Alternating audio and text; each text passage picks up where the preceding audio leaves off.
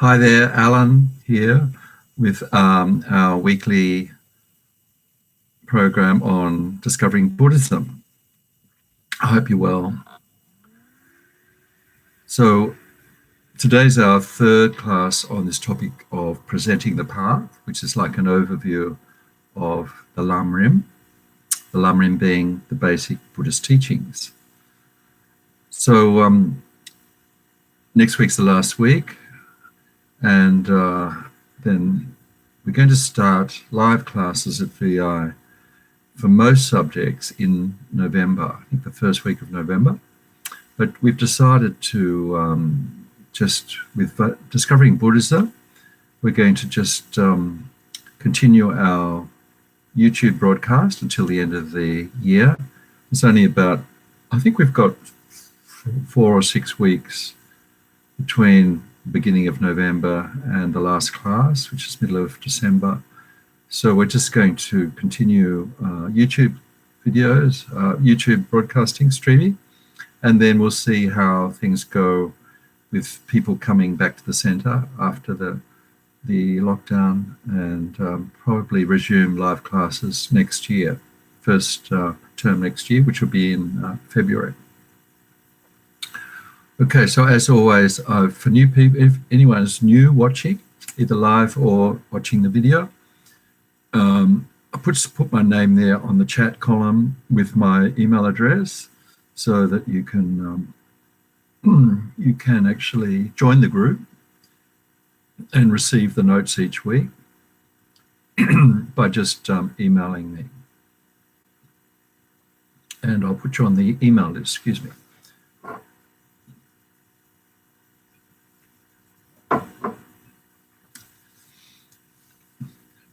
Okay, so as always, I think we'll start with our 5 minutes of mindfulness meditation.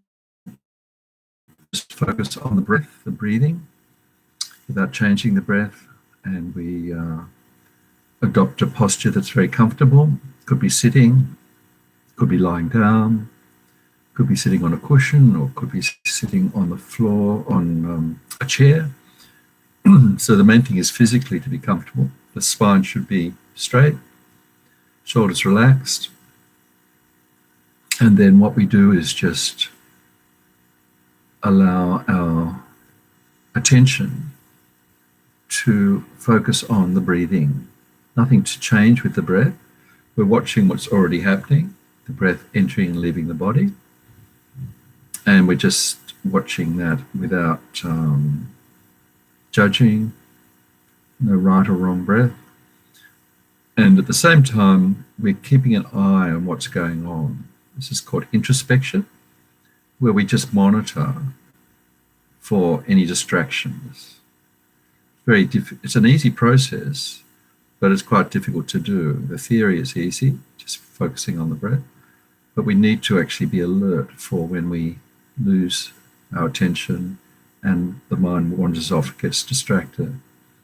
So every now and again, we check back to see how much we're still focusing on the breath, or have we wandered off. So if we wandered off, that's perfectly normal. We just gently let go of that distraction and come back to the breath patiently. So we just do 5 minutes, and I guide it for the first few minutes, and then we just sit in silence for the last couple of minutes. Hopefully we'll be able to continue streaming. I'm getting a little message as usual saying that my connection is unstable, but I'll just hope for the best. Continue on. Okay, so just get comfortable and we'll start our breathing meditation.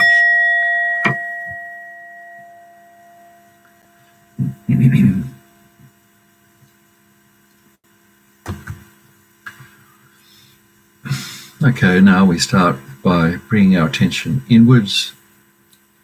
Have a sense of letting go the day we've just had, external world, the outside.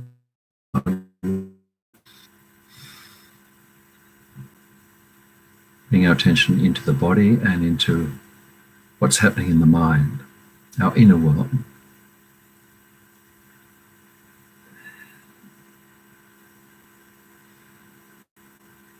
Also, we just recall how fortunate we are to come together like this and do some practice, study the incredible Buddhist teachings.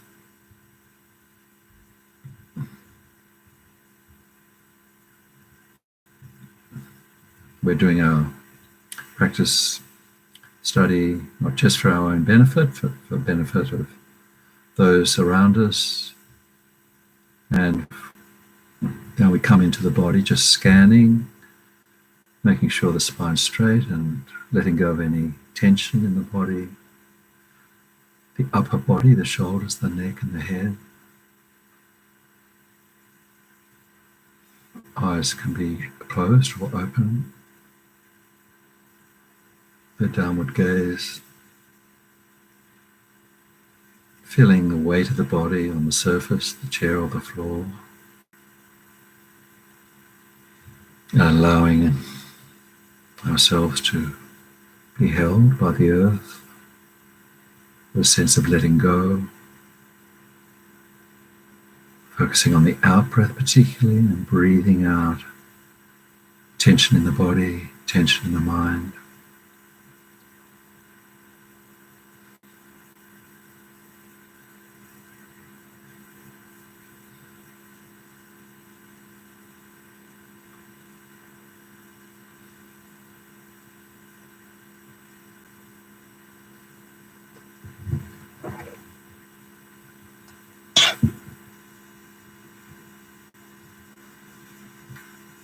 And then just gradually giving all our attention to the breathing, the movement of the body with the breath. The rhythm of the breath, it's always there, and now we're paying attention, noticing it.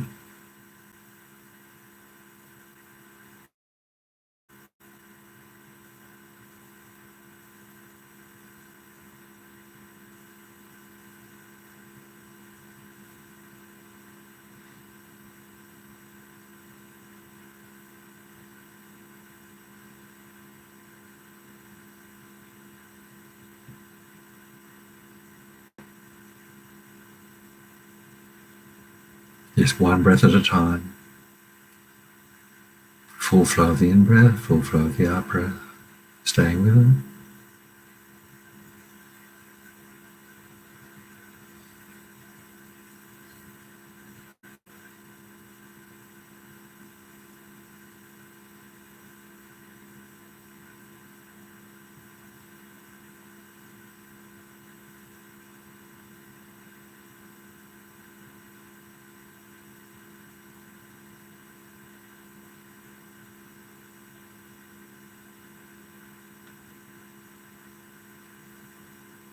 Every now and again, just checking, are we still with the breath or have we wandered off?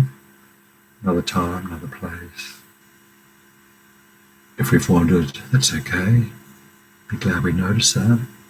Gently let go of that distraction, that thought, and patiently come back to the breath.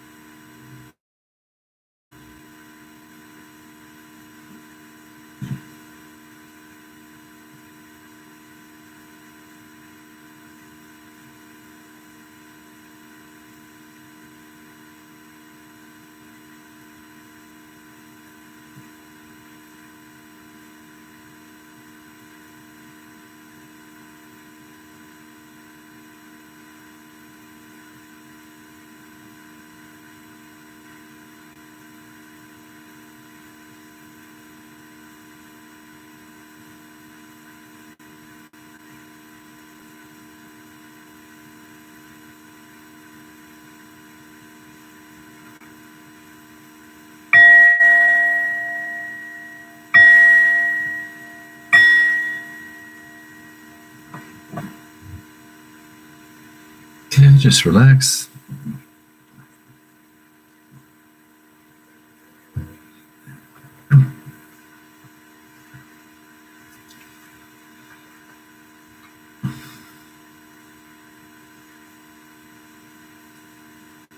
So hopefully you've got the notes for today, class 3. I sent them out yesterday. I also sent out a meditation on impermanence, a guided meditation in case we get cut off any stage, on impermanence, a guided meditation in case we get cut off any stage.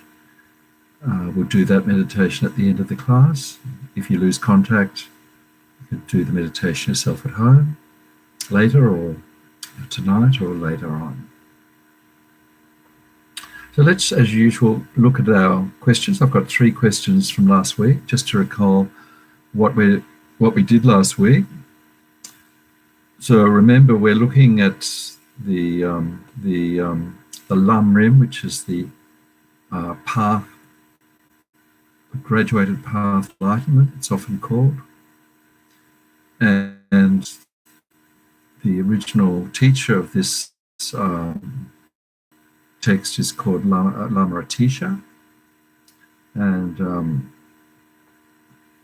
he taught the path as being practiced at possibly at 3 different levels. So the first question is, what are a teacher's 3 scopes of practice, the lamrim, and the motivation for each? So if you remember, pretty easy. These practice from the lower scope of practice, the medium scope of practice, and the higher scope of practice. Sometimes called the initial scope, the intermediate scope, and the higher scope. So these are really about the intentions of the people, the practitioners, the students who are studying these Buddhist teachings, the basic Buddhist teaching. So the 3 possible reasons for practice are these 3 scopes. Scopes means the width of the person's vision. So the initial scope practitioner, which we looked at last week, is looking at a favorable rebirth. They're looking at finding out how, in this life, we can create the conditions so that in the next life we have equally or more favorable conditions, so that we can continue our practice and proceed, make progress along the path to full enlightenment. So this obviously needs some understanding of the mind, that the mind is the cause of all our problems, and also the key to all our the end of our problems, key to all our happiness. And so we need that understanding. We also need some understanding of rebirth, what it means to be born as a human being, and also how it is possible to be born again after this life. So some basic understanding of reincarnation. So this lower scope being is not just focusing on this life, what Lama Zopa calls the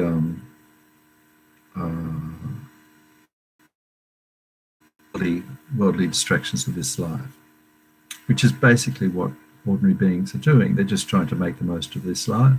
They haven't received any teachings of any other possibilities, so they're making the most of their life, trying to have a happy life, free of any kind of pain or suffering. Nobody wants any. They're making the most of their life, trying to have a happy life, free of any kind of pain or suffering. Nobody wants any physical pain or mental pain. We want things to go according to plan, and make the most physical pain or mental pain. We want things to go according to plan, and make the most of this precious life. So, according to the Buddhist viewpoint, the being that is just looking at this life is not actually practicing any kind of spiritual development. So, it's not a practitioner. What's needed to enter the lower scope being is to see that there is some faults in this life. We're never going to be completely happy in this life. So we're going to have to see that there is impermanence, and we need to create the causes. There's a possibility that at the end of this life we could actually be worse off. So we might be reborn in a lower kind of realm.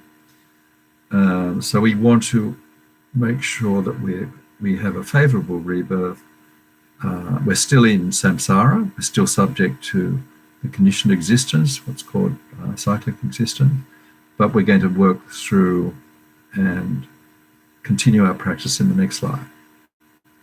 So that's the being of initial scope, looking for a favourable rebirth and making the most of this life so that we can create good causes, good karma for the next life.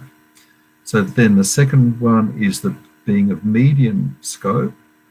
So this being has realized that there will be, as long as we're in conditioned existence, we're unliberated, we're going to be subject to all kinds of suffering. But remember the Four Noble Truths. The first truth tells us that where we are now, unenlightened beings, we actually will suffer. Three different types: physical, the one we know all about. What we see is pleasure in this life. That's said to be also suffering in disguise. And so we need to see the limitations of these short-term sensory pleasures that we get in this life and look beyond that. So this means liberation from all suffering, so that we eliminate every type of obstacle in our mind, every type of negative karma, every type of ignorance, every type of wrong way of thinking. So this being wants complete liberation for themselves, and so that we can be free of uncontrolled rebirth. So we can control where whether or not we take rebirth. We control our existence. So this is the being of medium scope. Often this is referred to as the Theravada path. So this is the aim of those Buddhist practitioners who see the end of practicing Buddhism as liberation from all suffering and their causes. Okay, so it's incredibly brave and incredibly high attainment to be able to actually see reality as it is. So we have omniscience. We can see the cause of all phenomena, and we can purify our minds to phenomena, and we can purify our minds to such an extent that we can't have any more suffering in the future. So that's the medium scope being, looking for liberation from waving our own realization, but we have to actually lead them by teaching, knowing the needs of each sentient being, the minds of each sentient being, and giving them the correct teaching and leading them to full enlightenment. That's called full enlightenment. That's a bit of a long-winded answer, but we'll come back to the being of medium scope later on, because that's the topic of today's talk. So those three scopes: lower, medium, and highest. Second question: can one lead an ethical life without knowing anything about karma or future life? So this is exactly probably the situation most of us Westerners are in. We haven't been educated, come up into a religious, spiritual culture. Maybe we've been educated in the Judeo-Christian tradition. So we may have the wish to lead a good life. We don't know anything about karma until we study the Buddhist teachings about it. And we may not even believe in future, so we haven't entertained that. So the early student approaches the Buddhist teachings without this cultural background. So this is exactly what His Holiness the Dalai Lama was talking about. And if you look back, if you've got your notes from last week, teachings by His Holiness on Westerners approaching Buddhist teachings. And he said most of people from the West who come across the Buddhist way to improve their quality of life, maybe they have they may have some mental discontent with their situation, whatever things that or conditions or what drove them to look for some other alternative to their way of life, maybe some other purpose. These individuals probably experience less stress, less anger, less attachment, better relationships, better health, more peace of mind. So what's not to like there? That's what really we all want. So he's saying this is perfectly acceptable, even though this may not fit in to the being of the initial scope, where the being of the initial scope is looking beyond this life. For Westerners, we need to actually find out that there is a possibility of other lives, and get those essential sort of background information about what the mind is, the Buddhist theory of mind, and what it means to be born a human and how to make the most of being born a human. So just to quote His Holiness the Dalai Lama, he says, using the Dharma, that's the Buddhist teachings, to become a more balanced person. So gradually we engage in less destructive actions and see the benefit of constructive actions, less hatred, less anger, more loving kindness, more patience. And we see that as we apply these positive states of mind, we can also learn about possibility of future lives, how the mind will, the nature of mind, the possibility of liberation, Four Noble Truths, which tells us that liberation is possible. It is possible to end all suffering completely and utterly. And then we study the paths, how to get there. So and we want to, we see the possibility of full liberation. Buddha taught full liberation is possible in following the path. And at the same time, we realize that all other beings alongside us also have problems like we do if they suffer. And so we develop this sense of common humanity, some sort of loving kindness, compassion of other beings wanting to progress, wanting to end their suffering, wanting to have happiness. So that's what we really looked at last week. And so there's the three, we need to look at these three scopes in terms of where we are as Westerners, and then we can actually be open to these ideas about mind being without beginning or end, open to the idea that there is a possibility that things could go on after this life, the possibility of cause and effect, which makes great that things could go on after this life, the possibility of cause and effect, which makes great sense logically, that we accept it in physics. Each action reaction has an equal and opposite, basically. Everything happens as a result of causes, both physically and also experientially. The last question, what are the 10 non-virtues? Don't worry, I had to look them up as well. I haven't memorized them. So these 10 non-virtues, things that we try to avoid, things that will create, they're defined as non-virtues because if we engage in them, then we will become, the consequences will be to have negative effects. Killing, stealing, sexual misconduct, lying, divisive speech, harsh words, idle talk, covetousness, malice, and wrong views. So we'll look at those again later today in the class in terms of the middle scope being. So there's 3 actions of body: killing, stealing, sexual misconduct. There's 4 of speech and 3 of mind. So we come back to these later in the course when we look at karma. And just doing these actions is not enough. We need to have an intention, say, to just taking killing.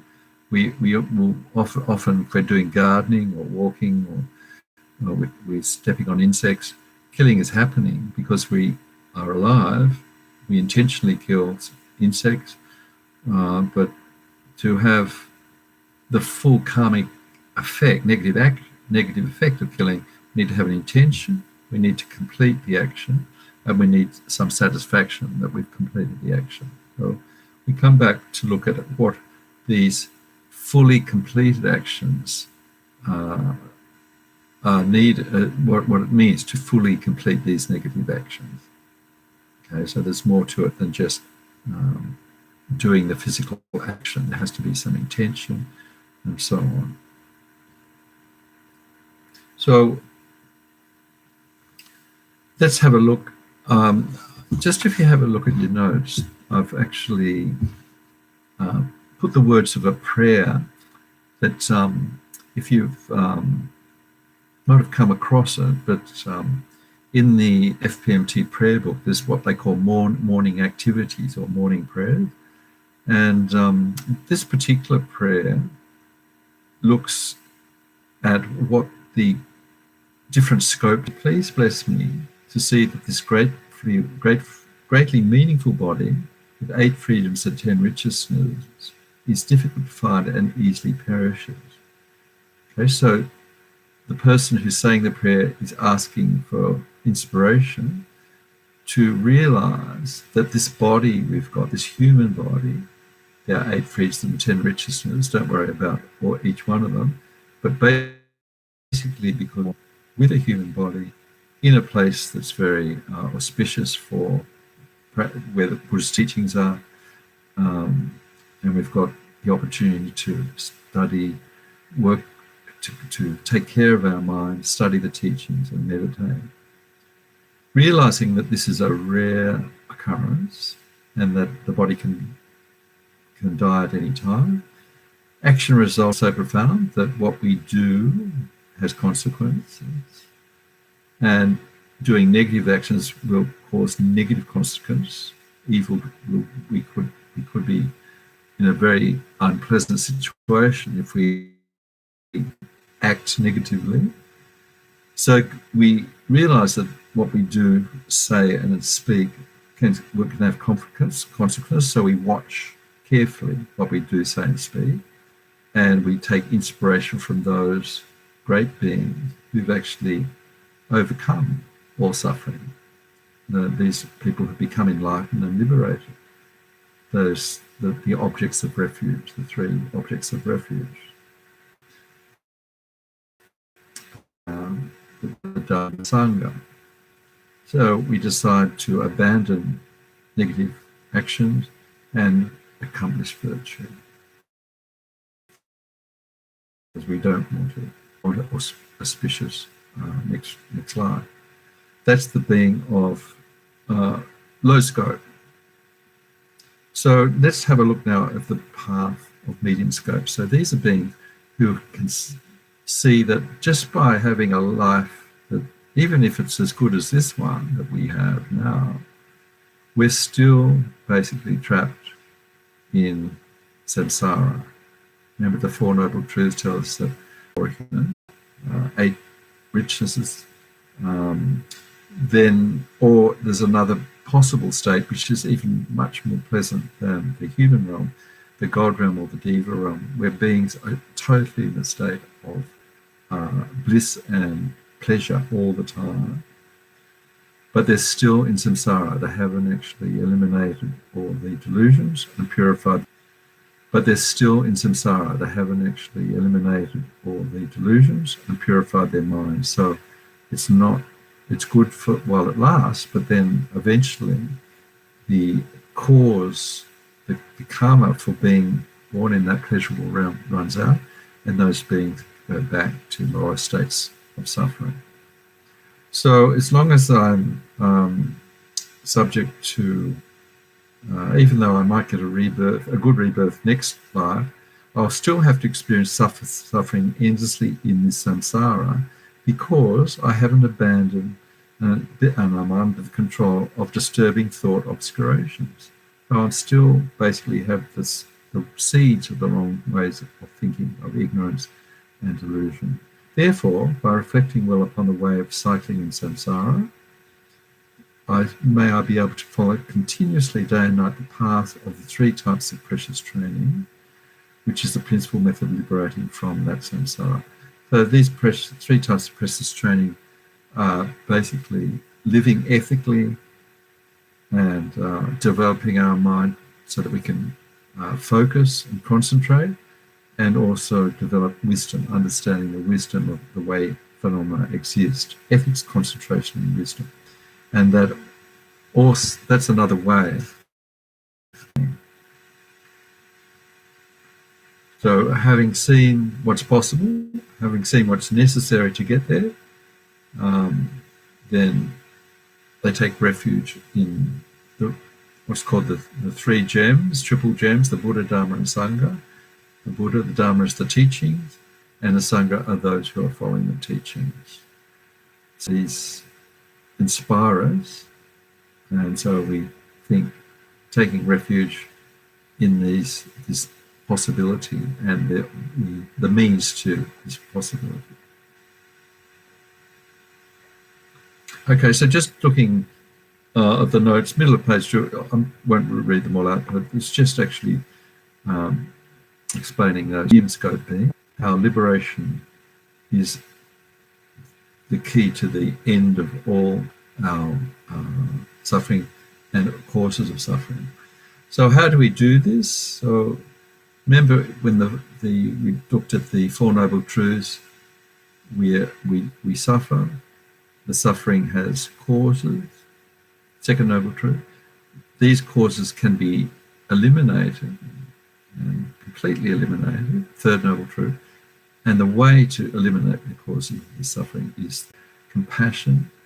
If we have a patient mind, a generous mind, one that thinks of others, then that will lead to positive progress along the path, a positive result. And the opposite, thoughts that are based on greed, hatred, selfishness, will have the opposite effect. So, right speech, similarly, we should avoid speech that causes harm to others, such as lying to others, divisive speech, where we're actually dividing people against each other, harsh speech, criticizing people, and gossip, just idle talk. So the right actions, but the 4 basic ones are killing, stealing, sexual, right meditation or concentration. So the important thing is that we can't sort of be doing this all at once. So we can't just suddenly have good right concentration and be able to put our mind on object and leave it there, have samadhi.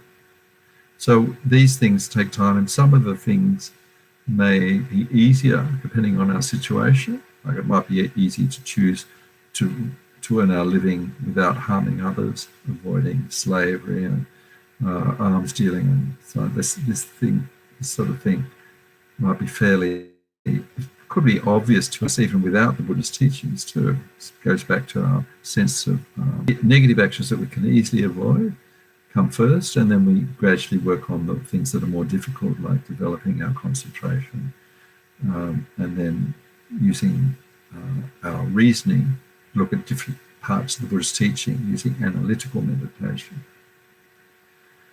Another way of describing these actions and avoiding negative actions is using what they call the three higher trainings: ethics, concentration, and wisdom. So I've just listed the Eightfold Noble Path, each of those components against each one of the ethics, concentration, and wisdom. So again, ethics is to do with leading right speech, right action, right livelihood, using our body, speech, and mind appropriately, compassionately, and with the idea of minimizing harm to others as much as possible, avoiding negative actions that hurt the other being, and as much as possible creating actions that benefit them. If we can't, His Holiness often just says, if you can't help, don't harm. That's the basic way to live an ethical life. If you can't help other beings, don't harm. So don't harm them, but if you can help other beings, then benefit them. And then after that, developing our concentration and our understanding of how things exist, getting to those what they call the delusions, and tackling our ingrained delusions and negative emotions. Excuse me, I just have a drink of water.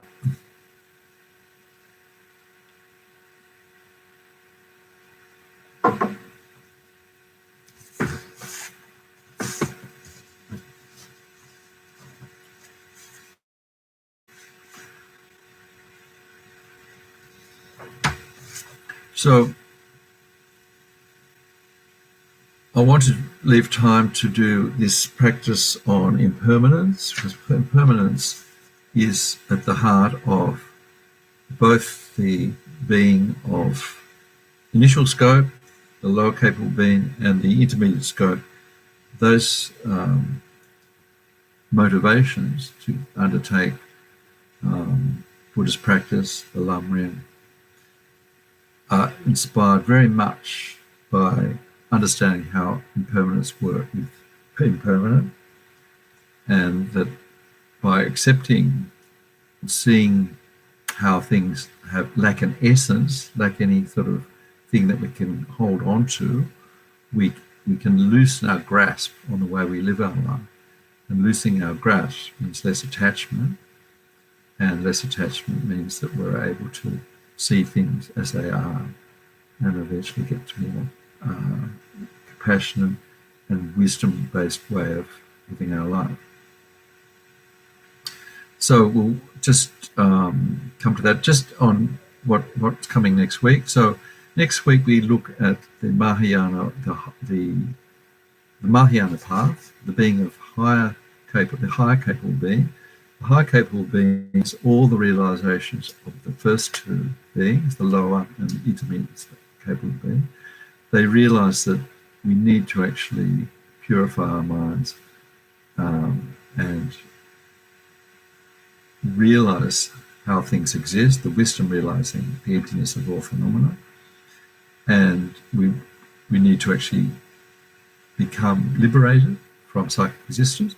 But the difference with the higher capable being is they're doing it not just for their own peace of mind, but they actually see that other beings need help.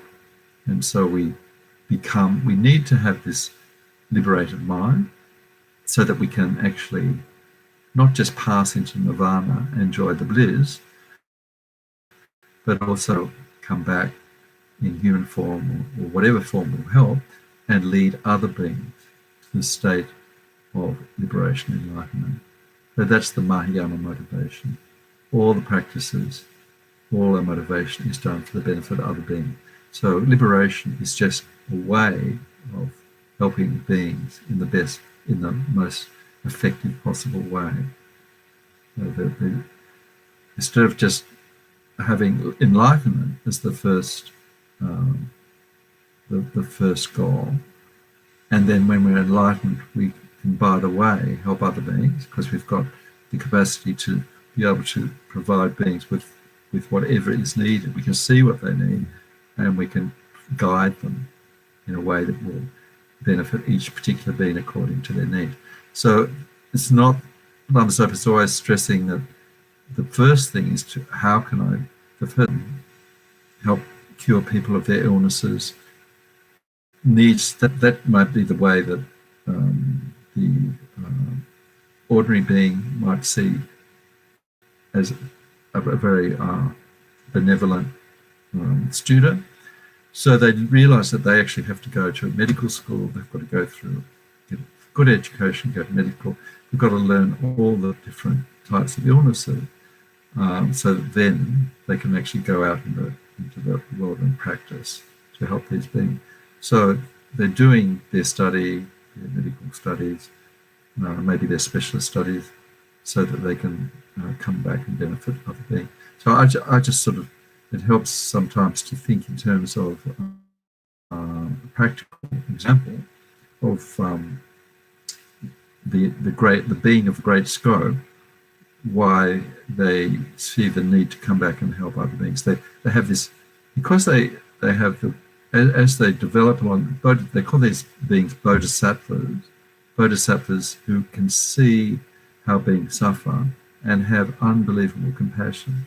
And they want to do, they have not only the empathy of how beings suffer, but they also have the compelling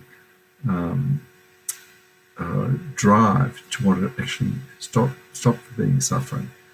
And they realize just by being an unenlightened being, we can do a certain amount. We can perhaps give the people temporary relief of their illnesses, but we can't actually give them long-lasting relief and permanent relief.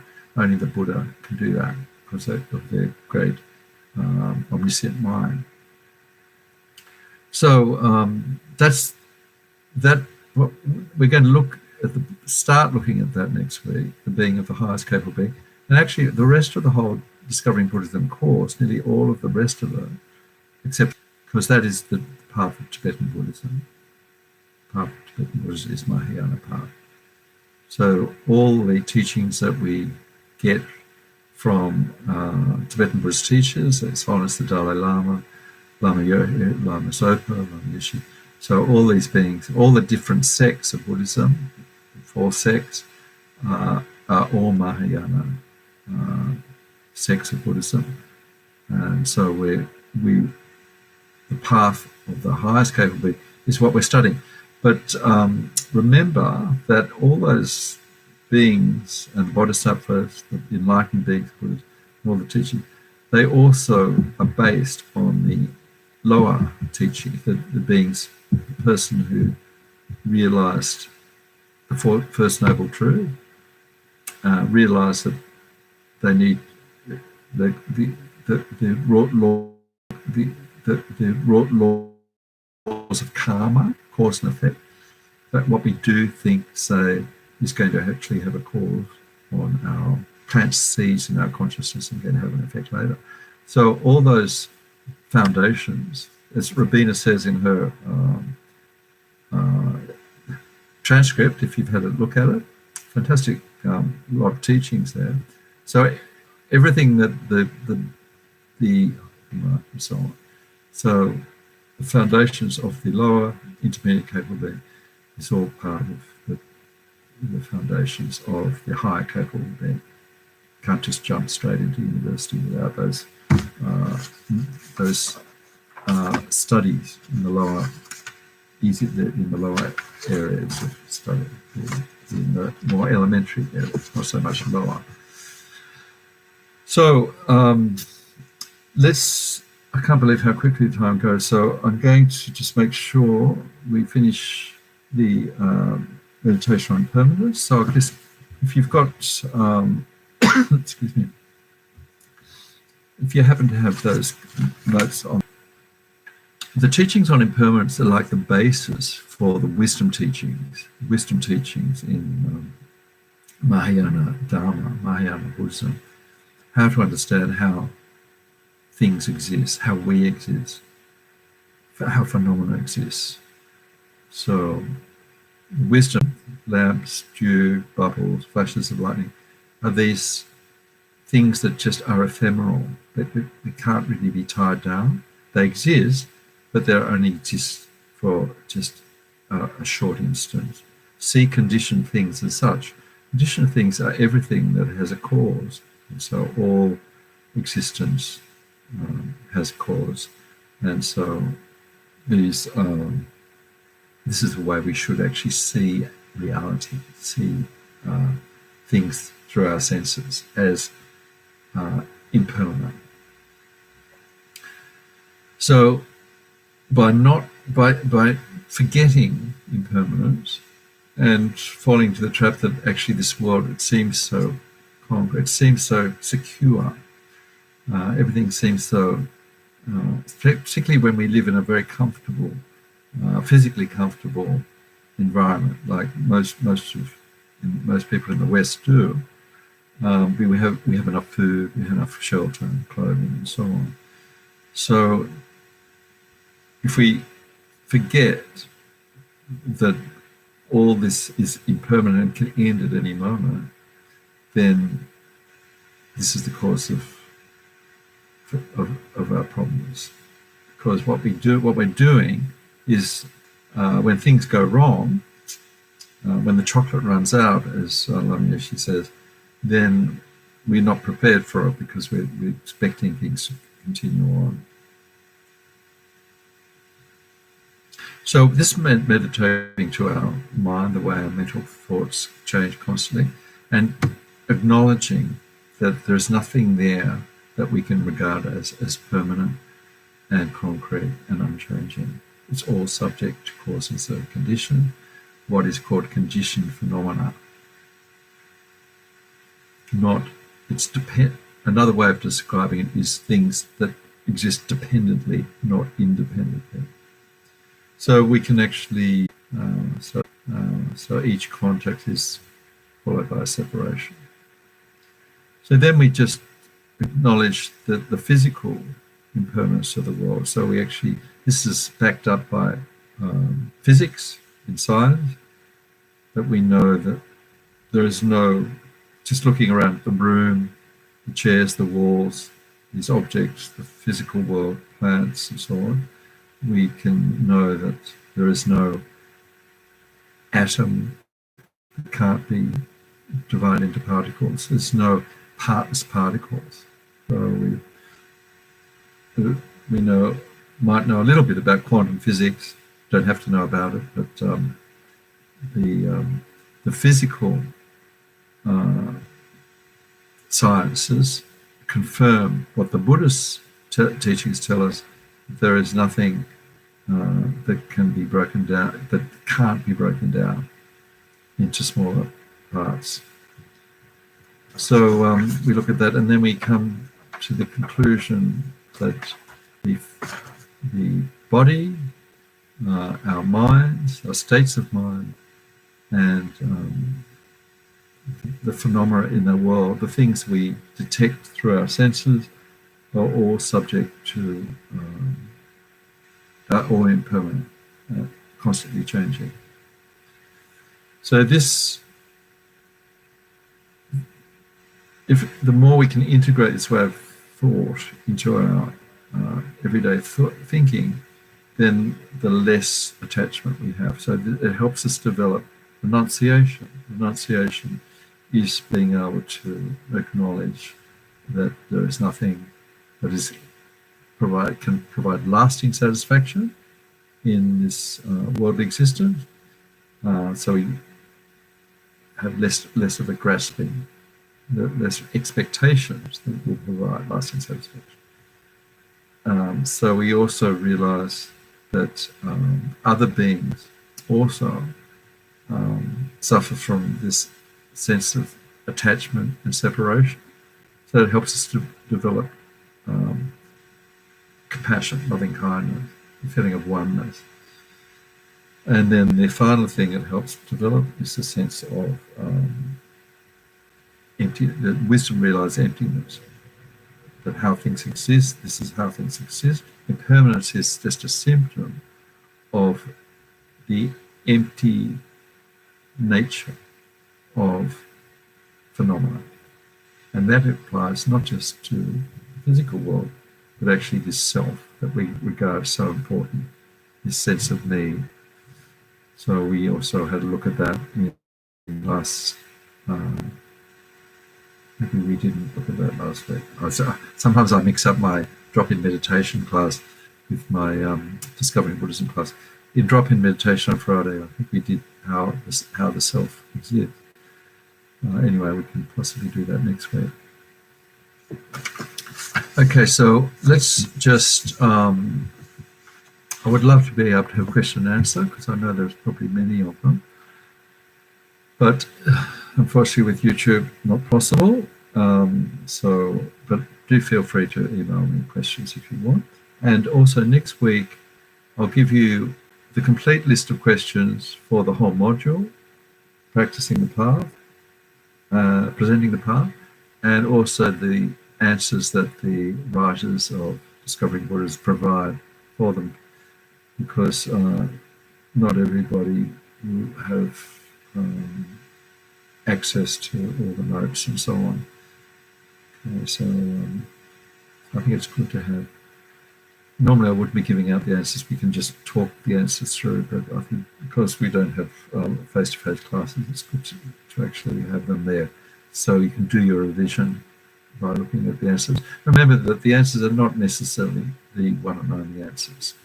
With the lamrim, the path to enlightenment, it can be presented in so many different ways. Okay. All right, so we'll start the guided meditation on impermanence. So just get comfortable.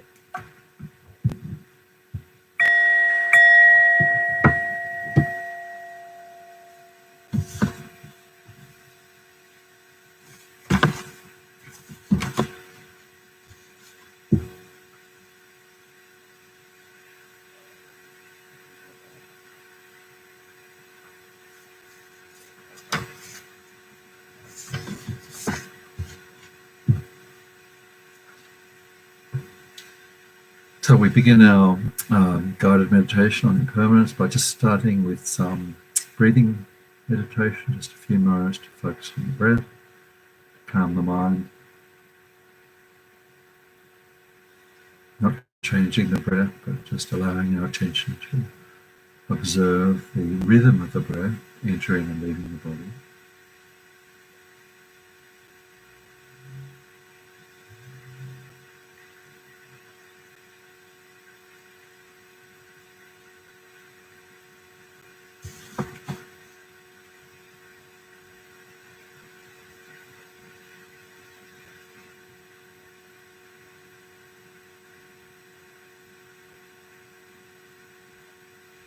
First of all, we contemplate the benefits of understanding impermanence, how things change, how we change.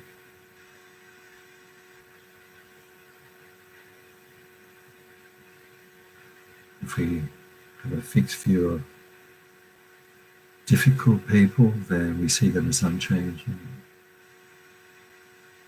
If we have a fixed view of ourselves, we might see ourselves as unclever, always a bad meditator, some sort of negative self-image. Remembering that all our negativities, every negative emotion is impermanent. None of them have any valid foundation.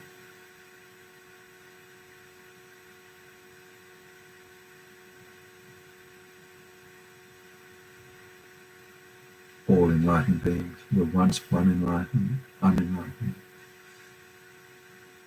They changed.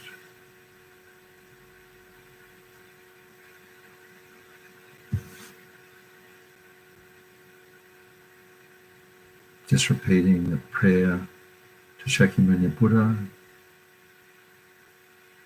a star, a visual aberration, a flame of a lamp, an illusion, a drop of dew, a bubble, a dream, a flash of lightning, a cloud. See conditioned things as such. That is impermanent.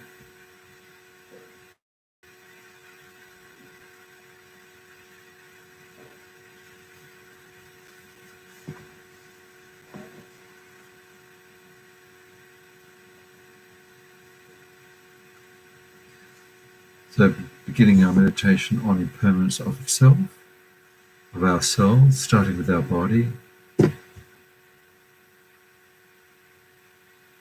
looking at this body in terms of parts, individual cells and atoms make up each organ of the body.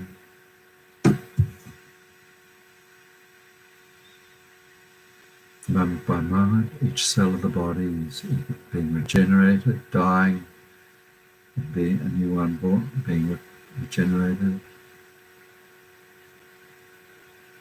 Think of the composition of the blood, oxygen, changing to carbon dioxide as we breathe. Think of the food we digest, eat, changing composition, providing us with nourishment, breaking down, releasing vitamins, releasing energy, warmth in the body.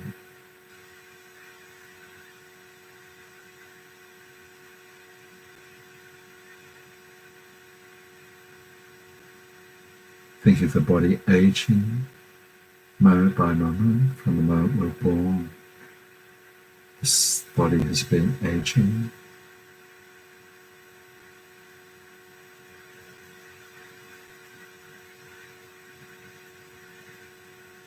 This aging process, unstoppable, eventually means that the body itself will come to an end.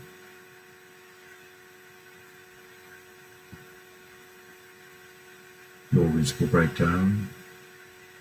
The elements leave the body, and our life will come to an end. Impermanence of the body, impermanence of our life.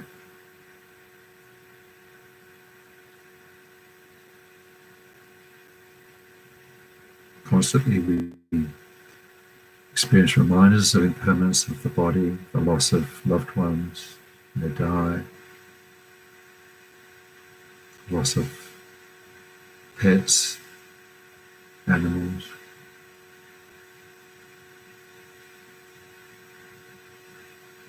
Like seeing the constant renewal and death and renewal in the environment, the natural world, the plant world.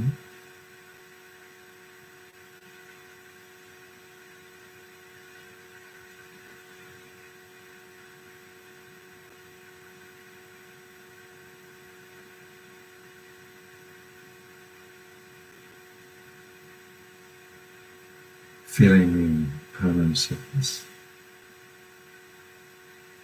mind we have, moving from the physical body to our mind, ever-changing states of mind, knowing when we meditate, the flashing consciousness, memories, images passing through our mind.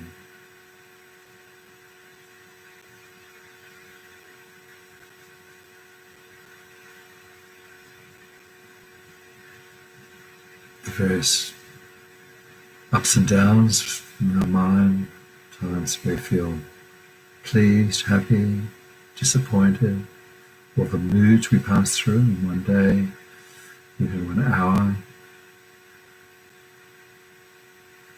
the attractions, repulsions, neutral states of mind.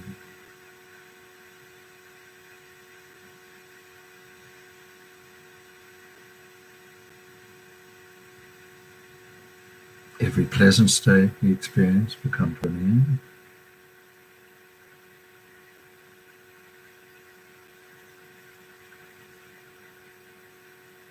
Every meeting will be followed by a parting. Each enjoyable experience will come to an end. Each unpleasant experience will come to an end.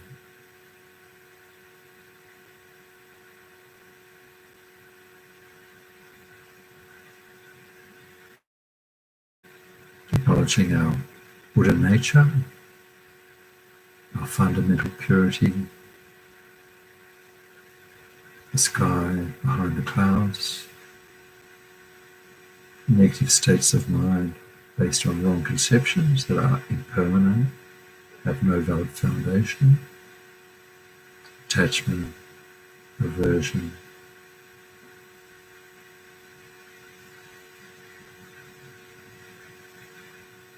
These can be eradicated, purified,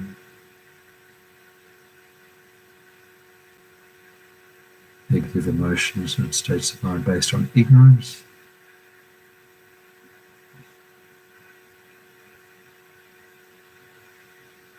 by replacing ignorance with wisdom and understanding, we can eradicate negative states of mind and their imprints.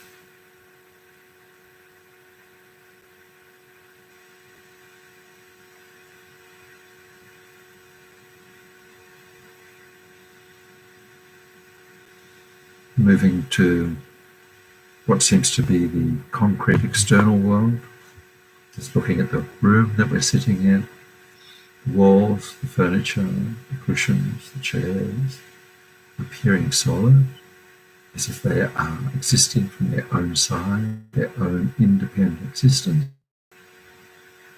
We notice particles are changing moment by moment.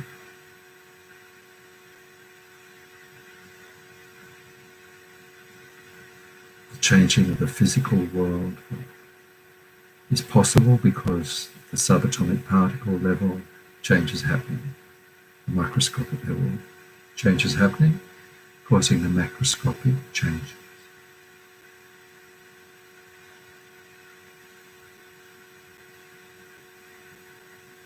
I'm thinking of this city appearing very concrete and solid, changing moment by moment. Buildings, the cars, the bridges.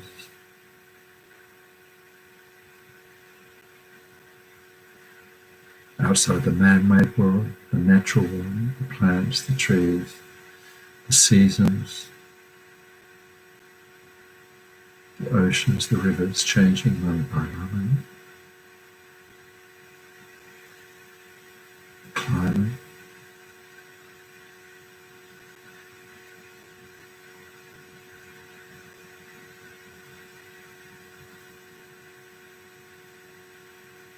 At the universal level, changes in the planets, the stars, solar systems, galaxies.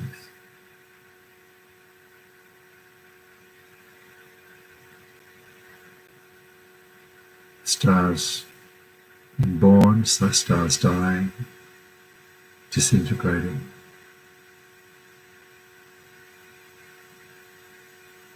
Even at the universal level, change happening.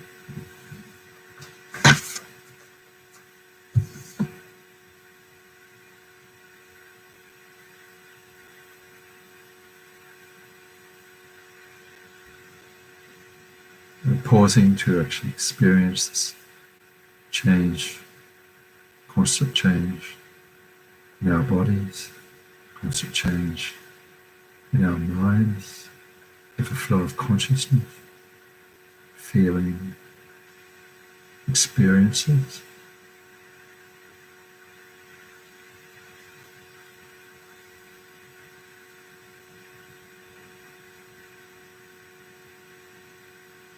nature of constant change of all phenomena in the natural world, the man-made world. Nothing to hold on to. Nothing independent, existing concretely, independent of causes and conditions. All things existing independence of causes and conditions, not independent.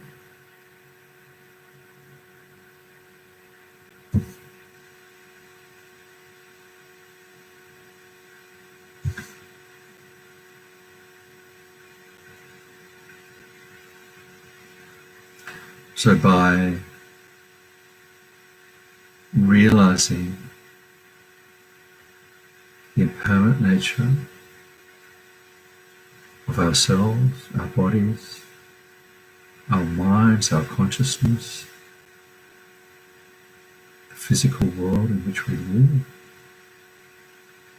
the things we're attracted to, the things we're repulsed by, things that are neutral, nothing there to hold on to, nothing to grasp. Helps let go of our journey through the physical world. Helps develop less attachment. Things we love and beings we love, less repulsion, things we reject, and those we dislike.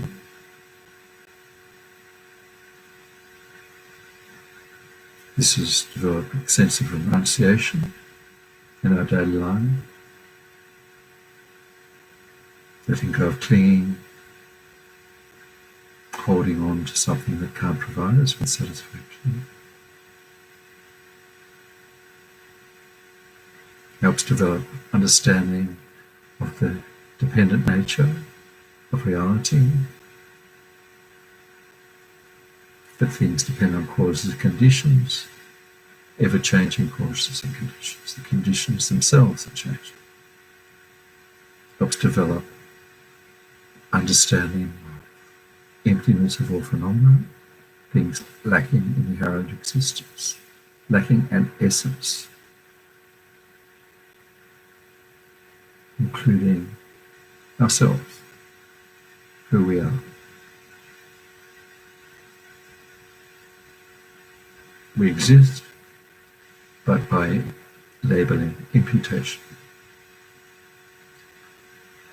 a label put on this ever-changing collection of body and mind, the aggregates.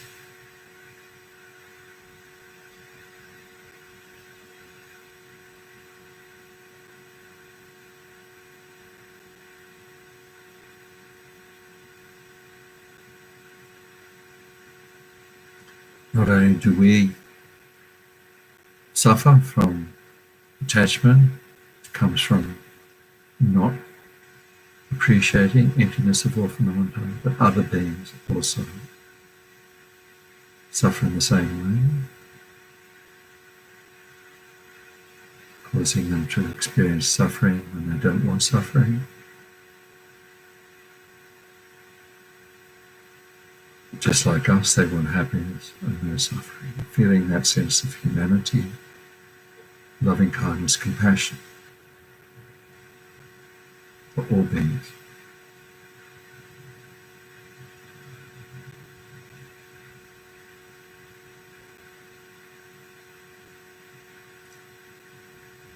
And once again, repeating Shakyamuni's prayer,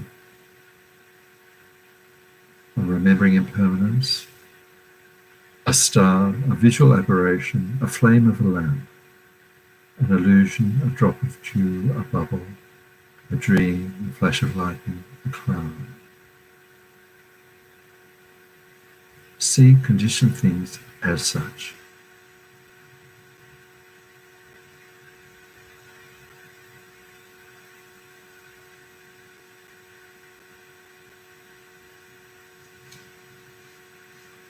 So finally, we just conclude the meditation by remembering Lama Zopa's special prayer for the pandemic.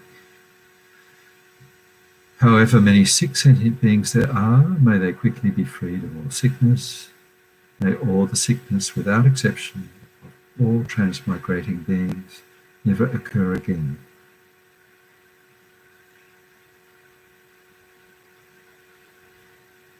May all wars, sickness, famine, torture, poverty, economic problems in the world, or dangers of earth, water, fire, and wind be pacified immediately, and may perfect peace and happiness prevail in everyone's hearts and lives.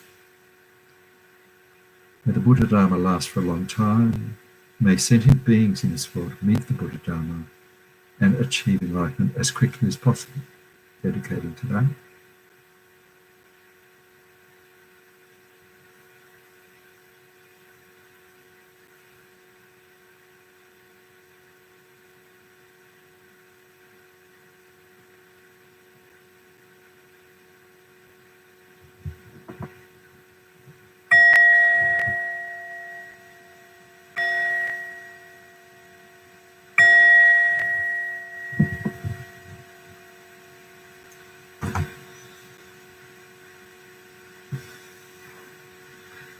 Well, that's it for tonight. Thanks so much for being there. Have a great night, a great week, and I hope to see you again next week, same time. Always feel free to email me for any questions. Take care and stay well.